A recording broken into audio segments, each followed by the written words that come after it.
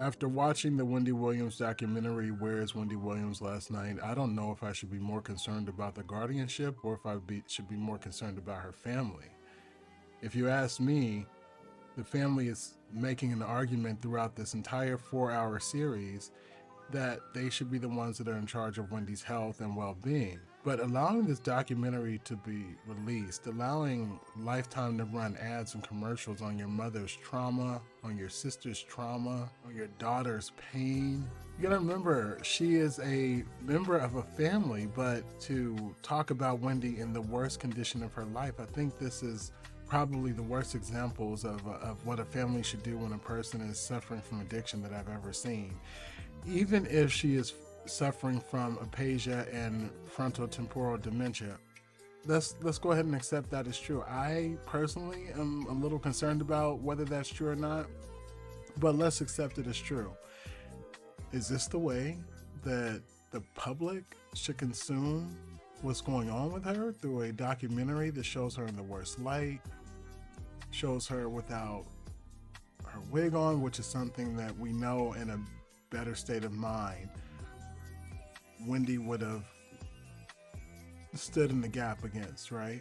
So I'm really, really confused as to what I watched last night. I wonder what you all are thinking out there, because last night I just think I saw the exploitation of a mother, sister, daughter, and I'm giving Kevin Jr. the side eye because before yesterday I thought that he was the best person to support his mother, but after last night watching the documentary, I could not square, I could not put together in my mind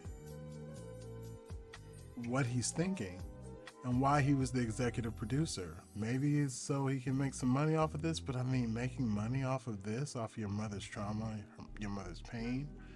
Wendy Williams has been suffering from addiction for a long time. I remember her interview with Wendy. I remember her interview with Whitney Houston, and I remember when Whitney died. When Whitney died, Wendy went on her show and said that she always saw Whitney as someone that was just like her, someone that was from Jersey, a woman, a black woman who was in the same kind of struggle. So how is it that we are at this point, that we've watched the death of Whitney Houston? We know what happens. We know what can happen when addiction is present and unresolved. How can we all look at that and this family make the decision to put her out there on Front Street like this? And then they keep saying, well, Wendy wanted. Wendy is not making the best decisions for herself. So why do you guys keep falling back on Wendy? It's, oh, she made the decision. She's not making good decisions. She hasn't been making good decisions since, frankly, the dissolution of her marriage. And this is going to be an unpopular opinion, but for all of those people that really just hate Kevin Hunter and think that he is the reason for all of this, I have a feeling that Kevin is being honest when he said Wendy was a lot to manage. I'm sure managing her was probably